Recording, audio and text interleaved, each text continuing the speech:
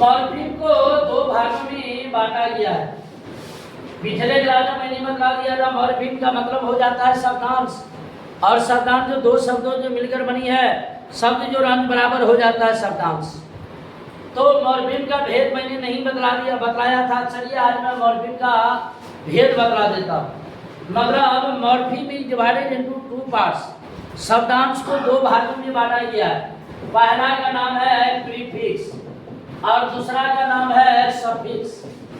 Morpheme को दो भागों में बांटा गया है। पहला का नाम है प्रीफिक्स और दूसरा का नाम है सफिक्स। सबसे बड़ी बात है कि किसी भी डिफिनेशन को, किसी भी पॉइंट को रट्टा नहीं मारना है, उनको समझने का प्रयास करना है। आप देख लिया जाए प्रीफिक्स तो दो शब्दों से बना है, प्री और फिक्स। प्री का मतलब हो जाएगा बिफोर और फिक्स का मतलब हो जाएगा वर्ड। बिफोर मतलब हो जाएगा के पहले, बिफोर मतलब हो जाएगा के पहले, और वर्ड का मतलब हो जाएगा शब्द। मतलब जो शब्द के पहले लगे, जो शब्द के पहले लगकर उसके अर्थ को बदल देता है वही उपसर्ग कहलाता है। कहने का मतलब है यहाँ पर देख लिया जाए, आप जैसे लिखते हैं मैरी, मैरी मतलब शादी हो जाना, मैरी के पहले अन लगा देंगे तो हो जाएगा अनमैरी, मतलब जिनको बोलेंगे तुम्हारे। आप जैसे नॉन, नॉन मतलब जानते हैं, नाउन के पहले अगर अन लगा दीजिए तो हो जाएगा अननोन।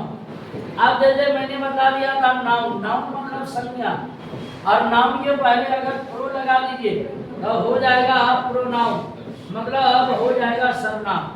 तो इसका परिभाषा क्या बनेगा, तो यहाँ बनेगा अंग्रेजी व्याकरण की वह सबसे छोटी इकाई जो शब्द के, अंग्रेजी व्याकरण की वह सबसे छोटी इकाई जो शब्द के पहले लगकर, जो शब्द के पहले लगकर उसके अर्थ को बदल देता है उपसर्ग कहलाता है।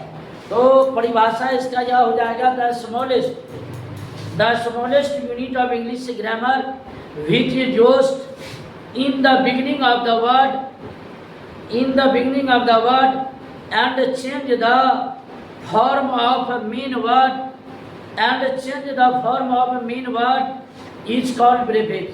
मतलब अंग्रेजी व्याकरण की वह सबसे छोटी इकाई जो शब्द के पहले लगकर उसके अर्थ को बदल देता है उपसर्ग कहलाता है।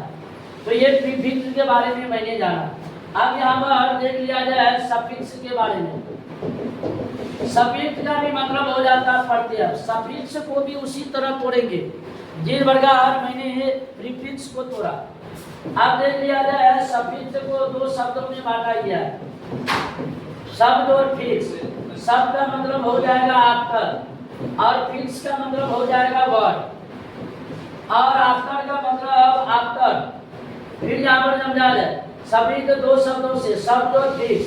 शब्द का मतलब हो जाएगा after, A F T R है, यहाँ पर ए एफ टी आर है आफ्टर, और आफ्टर का मतलब हो जाएगा के बाद, और वर्ड का मतलब हो जाएगा शब्द। मतलब यहाँ पर बोलेंगे शब्द के बाद में, मतलब शब्द के बाद बोलिए चाहे शब्द के अंत में बोलिए। अब यहाँ पर जैसे वो मतलब जाना, जाएंगे कि ना जाएंगे कोई गारंटी नहीं है, लेकिन अगर आईएनजी लगा दे तो पता चलेगा वो जा रहा है। आप जैसे रन मतलब दौड़ना, दौड़ेंगे कि ना दौड़ेंगे कोई गारंटी नहीं है। ऐसा लगा दीजिए पता चलेगा वो क्या करता है, दौड़ता है। आप जैसे घर मतलब एक लड़की ऐसा लगा दीजिए तो ढेर सारी लड़कियां हो जाएगी। तो कहने का मतलब है सफिक्स दो शब्दों से, शब्द और फिक्स। शब्द और फिक्स, शब्द मतलब आफ्टर और फिक्स मतलब हो जाएगा वर्ड। आफ्टर मतलब हो जाएगा के बाद, और वर्ड का मतलब हो जाएगा शब्द, मतलब शब्द के बाद। तो यहाँ पर बोलेंगे अंग्रेजी व्याकरण की वह सबसे छोटी इकाई जो शब्द के बाद में या अंत में लगकर उसके अर्थ को बदल देता है प्रत्यय कहलाता है। फिर बोलेंगे अंग्रेजी व्याकरण की वह सबसे छोटी इकाई, अंग्रेजी व्याकरण की वह सबसे छोटी इकाई जो शब्द के बाद में या अंत में लगकर उसके अर्थ को बदल देता है प्रत्यय कहलाता है। इंग्लिश में यहाँ पर बोलेंगे the smallest unit of English grammar which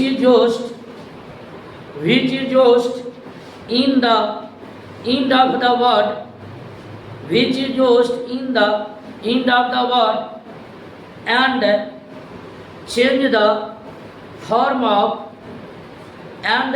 the form of main word is called suffix.